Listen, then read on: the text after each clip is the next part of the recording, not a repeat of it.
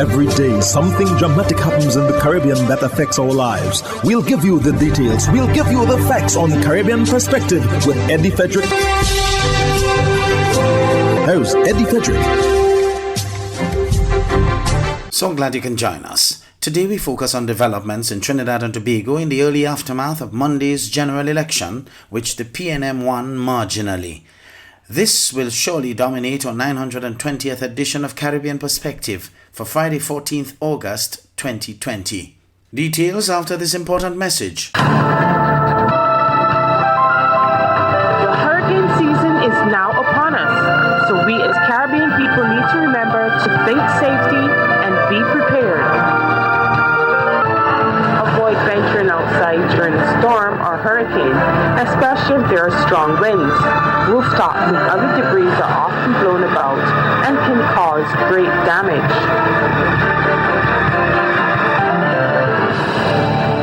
Welcome back. The Elections and Boundaries Commission in Trinidad and Tobago has released the preliminary election results confirming victory for the People's National Movement, the PNM, some 48 hours after the polls closed on Monday. Voter turnout was 58.04% of the electorate.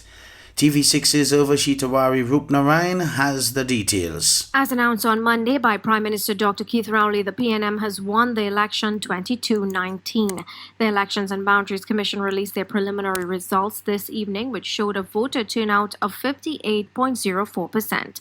Of the over 1,134,000 voters, 658,297 cast ballots. Trends of past general elections in TNT show a voter turnout of about 67%. That means some 8% of voters this time around chose to stay away from the polls, likely due to the threat of COVID-19.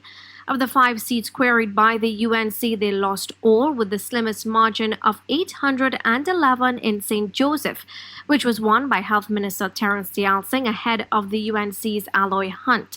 La Hogata Telparo was lost by the UNC's Jerlene John to the PNM's Foster Cummings by 1,923 votes, while Togo Sandy Grande was lost by the UNC's Nabala Green to Roger Monroe by 3,385 votes.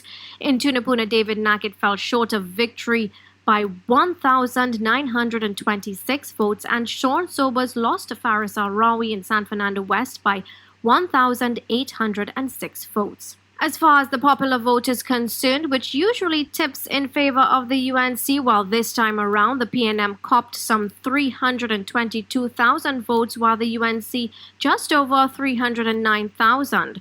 The party getting the next highest amount of votes was Watson Duke's PDP with 10,367 votes. Philip Alexander's PEP came in with over 5,000 votes in the 28 seats contested.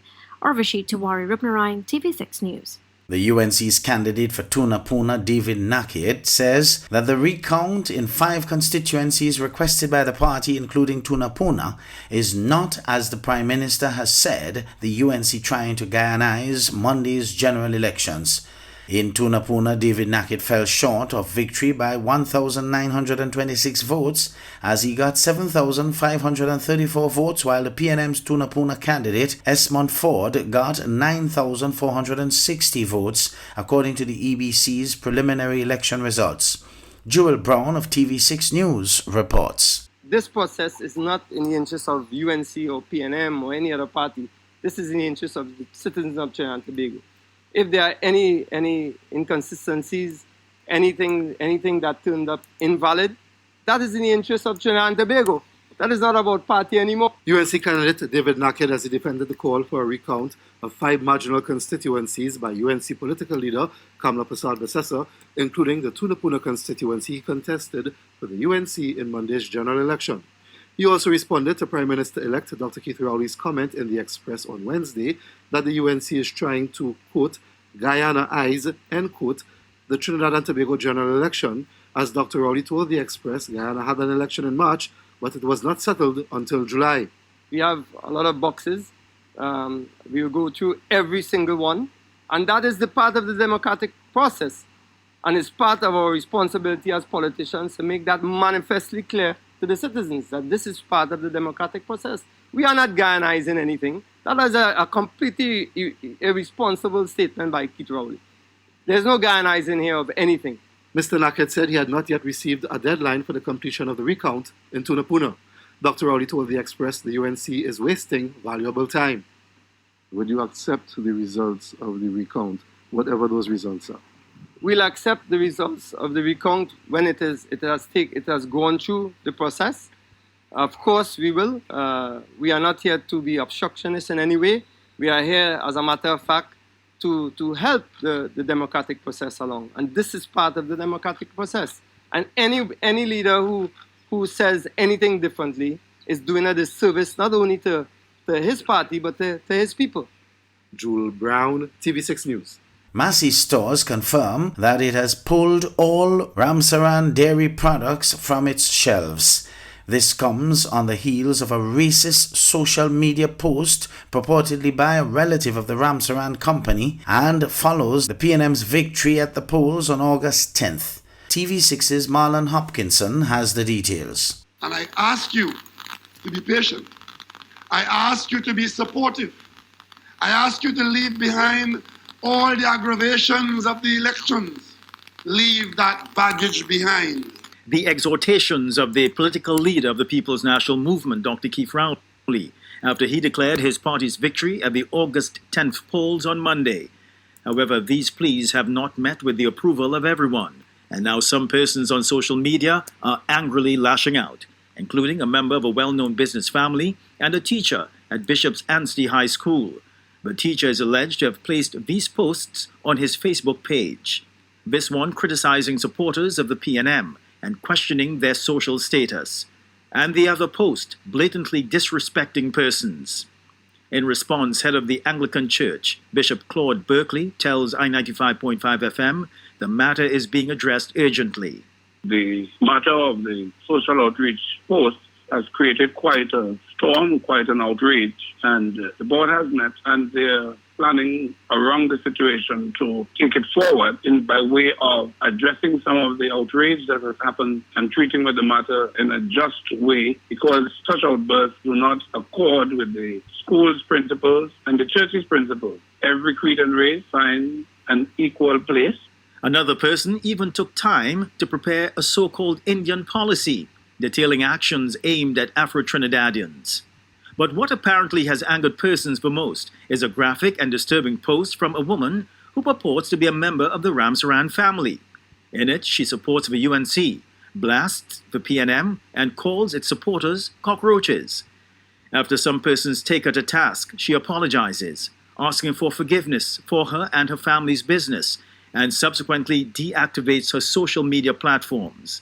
But to some, the damage has already been done, as today Massey Stores took a decision to pull all Ramsaran products from its shelves. These shelves are usually packed with Ramsaran products, but now other brands have replaced them.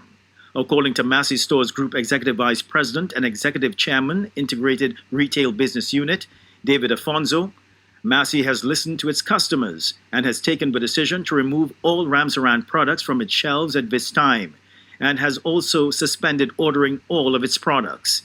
He confirms the decision was taken following the social media posts and says Massey Stores operates as a responsible retailer and makes every effort to align itself with partners who hold similar views. The PNM political leader reminded the country just this week. We are one people. One people. Trinidad and Tobago, one people. Marlon Hopkinson, TV6 News. You're listening to Caribbean Perspective with Eddie Frederick.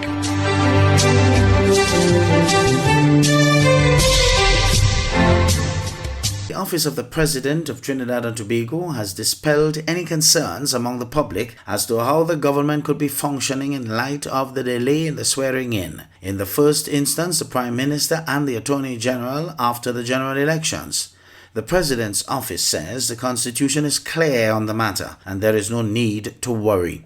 Here is TV6's Jewel Brown again with this report. The swearing-in ceremony for the Prime Minister and the Attorney General to be conducted by President Paula May Weeks at President's House is tentatively scheduled for Friday, in light of the recounts underway in 5 constituencies at the request of the UNC. After the 2015 general election on September 5th in Trinidad and Tobago, Dr. Keith Rowley and Faris Al-Rawi were sworn in as Prime Minister and Attorney General, respectively, by the then President 2 days later on September 7th. Both office holders are usually sworn in on the same day, as under the Constitution, a government is not formed until both take their oaths of office. Other members of Cabinet take their oaths of office on a subsequent day after the Prime Minister and the Attorney General are sworn into office. The Office of the President issued a statement on Wednesday afternoon in which it states that it notes the concerns of the general public regarding the current status of the Prime Minister, ministers and other members of Parliament, in response to which much incorrect information is in widespread circulation, particularly on social media. The Office of the President said under Section 77 of the Constitution, after any dissolution of Parliament, the Prime Minister vacates office only after he is informed by the President that he is to be reappointed or that she is appointing someone else as Prime Minister. In addition, the President's office made reference to another part of Section 77 which states ministers vacate office only after any person is appointed or reappointed as Prime Minister. The Office of the President also referred to Section 45 of the Constitution, which states the President of the Senate remains Senate President after the dissolution of Parliament until the Senate first meets after that dissolution. After that first meeting, the Senators will elect a Senate President from among themselves. The Office of the President also said under Section 50 of the Constitution, the Speaker of the House remains the Speaker after the dissolution of Parliament until the House of Representatives first meets after that dissolution. At that first meeting, the MPs will elect a Speaker from among themselves. The Office of the President said it trusts that its statement clarifies the position and puts to rest any unease being felt by citizens. TV6 News understands that the President cannot, in the first instance, swear in the Prime Minister and Attorney General until she receives a report from the EBC confirming the results of the general election. Jewel Brown, TV6 News. St. Lucia's Employers Federation is worried about the declining state of the economy due to the COVID-19 pandemic. The interim executive director is calling on government officials to use this defining moment to create safety nets. Businesses are reportedly on the brink, and more St. Lucians are headed to the unemployment line. Solange Alfred of HTS News Force has that story. As more and more St. Lucians join the swollen ranks of the unemployed and find themselves on the breadline, Interim Director of the Employers Federation, Goretti Paul, is increasingly concerned about the rising unemployment rate and the attendant social implications for St. Lucia. We're definitely concerned about the number of persons who are losing their jobs as a result of COVID-19. That number continues to increase based on what we've seen. Employers have been trying their best to avoid redundancies, but as progress is slow, it's affecting the cash flows, it's affecting the revenue generation, and because of that, persons will still have to execute some redundancies. So that's our concern, that the redundancies will continue for a while, and that will increase our unemployment rate. The dramatic increase in the jobless rate, according to Paul, will impact all facets of society, and the island must prepare for the fallout. There is no better time, in her estimation, for future investments in safety nets and a more robust economic social support system. What we need to do is to have some fund that, it may not be available now, but it's something for us to think about in the future, that we need to have some unemployment benefit fund of some sort that can, take effect in times like this if we should have a repeat of a COVID-19 or something similar, to be able to provide more unemployment benefits to persons who are impacted in that way. Because, these things have a ripple effect on our economy. Just look at the linkage between unemployment and crime. So these are concerns that we have. The interim executive director also alluded to the unofficial opening of school for the new academic year. Paul notes that any move away from normal school hours could be disruptive to the workday of both employers and employees. However, she awaits word on the hours of classroom instruction by public education officials. Solange Alfred, HTS News Force.